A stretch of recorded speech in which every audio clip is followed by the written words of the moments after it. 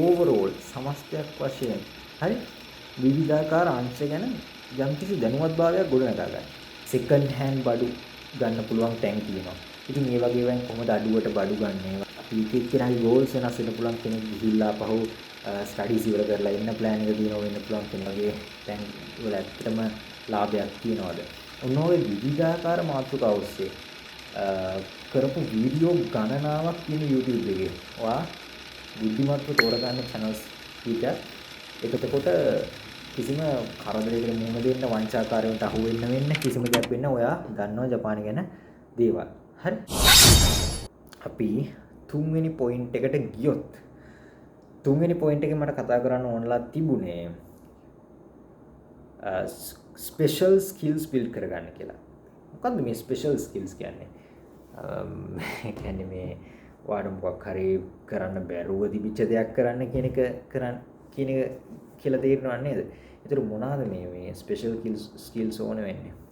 කියන්නේ ජපානට යන්න කලින් ඔයාට එහෙ ගියාම හැඳි ගෑරුප්පු පාවිච්චි කරන්න ඒක අඩු වෙන්න පුළුවන්. එතකොට හෂි තමයි ඔයාට පාවිච්චි කරන්න. හෂි කියන්නේ චොප්ස්ටික්ස් වලට. හරි. ඉතින් ඔය චොප්ස්ටික්ස් වගේ එකක් පාවිච්චි කරන විදිහ ඔයාට ප්‍රැක්ටිස් කරන්න පුළුවන්. ඒක ස්කිල් එකක්. හරි. අන්න ඒ වගේ දේවල් පුරුදු වෙන්න පුළුවන්. ඒ වගේ ජපාන් සංස්කෘතියත් එක්ක බැඳිච්ච විවිධාකාර ඒ දේවල් ස්පෙෂල් ස්කිල්ස් වගේ දේවල් බිල්ඩ් කරගන්නත් ඔයාට මේ ගැප් පීරියඩ් එක පාවිච්චි කරන්න පුළුවන්. මොකද එහෙම ඔයා ප්‍රැක්ටිස් කරන්නේ හෂි වලින් කන විදිය පුරුදු වෙනවා කිසිම විදිහකට මේ අපතේ යන්නේ නැහැ. මොකද ඔයාට ගියහම අනිවාර්යෙන් මේ ස්කිල්ස් ඕනේ වෙනවා. දැනටම වීඩියෝ එක මිනිත්තු 20 ගණක් විතර ගිහිලා දිනවා. එකයි වෙලාව දැන්.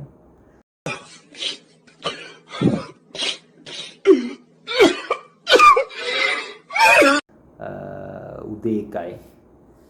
රෑ කියන මට මේක හැම වෙලාවෙම පැටලෙනවා. රෑද පාන්දරද මොකද්ද කියන්නේ කියලා. කුමාරි 1 am කියලා වීඩියෝ එක අන්තිම වෙනකම් බලන්න මම බෝනස් පොයින්ට් එකකුත් ඕගොල්ලන්ට කියනවා. මේ කාලය ඇතුළත ඕගොල්ලන්ට කරන්න පුළුවන් නියම වැඩක්. හරි.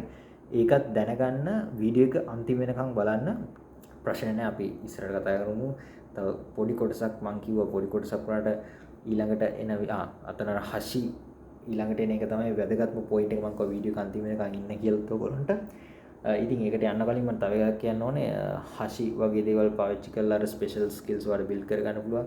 ඊට අමතරව අයිසත්සු. මේ අයිසත්සු කියන එක නම් මිස් කරන්න මෙපා. අයිසත්සු කියන්නේ ඔයාට අත්‍යවශ්‍යම දෙයක්. ජපානයට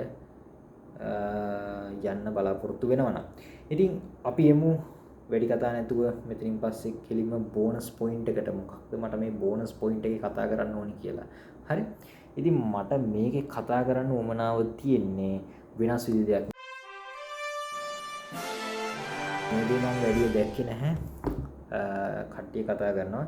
හැබැයි මේක ඇත්තටම අත්‍යවශ්‍යමත් නෙමෙයි. හැබැයි මේක මේ පොයින්ට් එකත් ඔයගොල්ලන්ට ඉන්කෝපරේට් කරගන්න පුළුවන් නම් ඔයගොල්ලෝගේ කාලයට සම්බන්ධ කරගන්න පුළුවන් නම් ගැප් පීරියඩ් එකේ යහපත සඳහා මේක ඇත්තටම ඔයගොල්ලන්ට ඉදිරියේදීත් යහපතක් වෙන දෙයක්. ඒ තමයි පුළුවන් නම් ඔයාට හැකියාව තියෙනවා නම් ඔයාට අවශ්‍ය නම් පුළුවන් ජපාන් යාළුවෙක් හොයාගන්න මේ කාලය ඇතුළත. ජපාන් යාළුවෙක් හොයාගන්න කිව්වට පස්සේ ඔයාට හිතනවා ඇති කොහොමද මම ජපාන් යාළුවෙක් හොයාගන්නේ? ඔය කියන තරම් ලේසිද ලංකාවේ ඉඳලා ජපාන් යාළුවෙක් හොයාගන්න? ඒක කොහොමද කරන්නේ?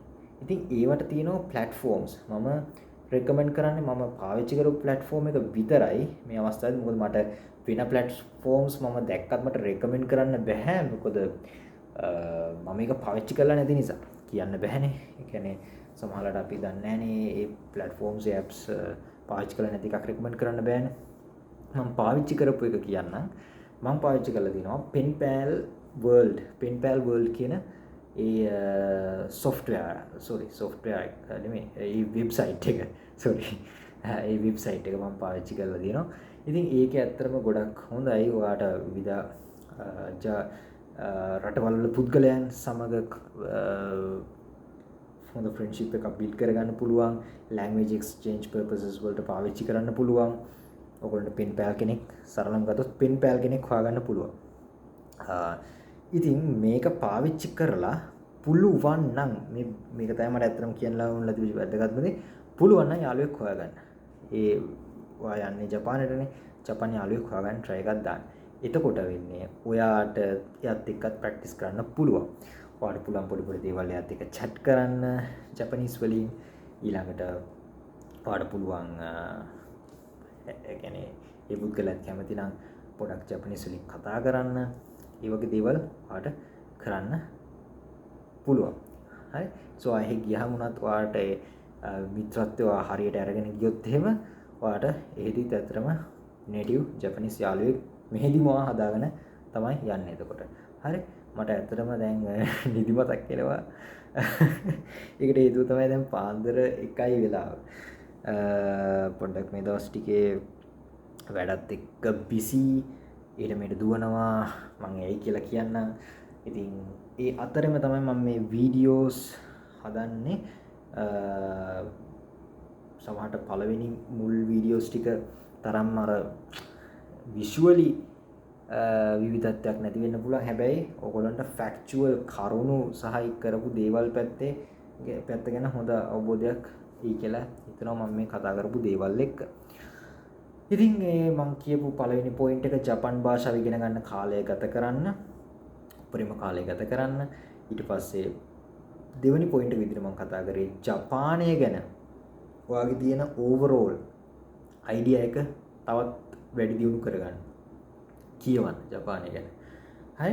ඒක ඔයාලට අනිවාර්යෙන් ගියාම එතකොට ඒක වාසියක්. ඊළඟට තුන්වෙනි පොයින්ට් එක විදිහට මම කතා කරේ ස්පෙෂල් ස්කිල්ස්. ජපාන් වලට ඕනේ මේ කියලා හිතන ස්පෙෂල් ස්කිල්ස්. හෂි පාවිච්චි කරන හැටි, ඊට පස්සේ අයිසත්සු කරන විදිහ, ඒ වගේ දේවල් ප්‍රැක්ටිස් කරන්න පුළුවන් ඔයාලට. හරි. ඊට අමතරව මම අන්තිම බෝනස් පොයින්ට් එක විදිහට කිව්වා පුළුවන් නම් පෙන් පෑල් කෙනෙක් හොයාගන්න කියන එක. ඒක ඇත්තටම වට කරන්න පුළුවන් නම් නියමයි. හරි. ඉතින් ඔන්න ඔය කියන කරුණු ටික ගැන හොඳට අවධානය දෙන්න. ඉතින් මේ වීඩියෝ එක ඔයගොල්ලන්ට මොනවා හරි දෙයක් ඔයගොල්ලෝ මේක ඉගෙන ගත්තා නම් subscribe කරන්න අමතක කරන්න එපා. channel එක තාමත් subscribe කරලා නැත්නම් bell icon එකත් click කරන්න අලුත් වීඩියෝ එකක් දැම්මම notification එක එන්න. මේක මෙහෙමයි. ඇත්තටම ඔයගොල්ලෝ නිකම්ම subscribe කරලා යන එක නෙමෙයි හරියන්නේ. subscribe කරත් නොකරත් මේ මම කියපු කරුණු එකතු කරගෙන ඔයාගේ gap period එක හරි gap period එක නිකන් නාස්ති වෙන දෙන්නේ නැතුව ඒකෙන් උපරිම ප්‍රයෝජනයක් ගන්න කියන එක තමයි මට කියන්න ඕනේ. ඉතින් අදට වීඩියෝ එක ඉවර කරමු. අපි ඊළඟ එපිසෝඩ් එකකින් ආපහු හම්බෙමු. ගොඩාක් දේවල් දිනව කතා කරන්න අපි ටික ටික එපිසෝඩ්ස් වලින් කතා කරමු. එහෙනම් අදට මම ඔයා සුමිනසයි කියලා කියන්න. මොකද මේ වෙලාවේ මහරය නිසා. එහෙනම් අදට ඔයා සුමිනසයි සයනාරා. ගම්බත්තේ කුදසයි මිනසන් ගම්බත්තේ කුදසයි. හැමෝම මහන්සිලා වැඩ කරන්න. ඔය පැත්තෙන් මම හිතනවා හයි ගම්බරිමස් කියලා කියනවා ඇති කියලා. එහෙනම් අනිත් වීඩියෝ එකේ හම්බෙමු. සයෝනාරා.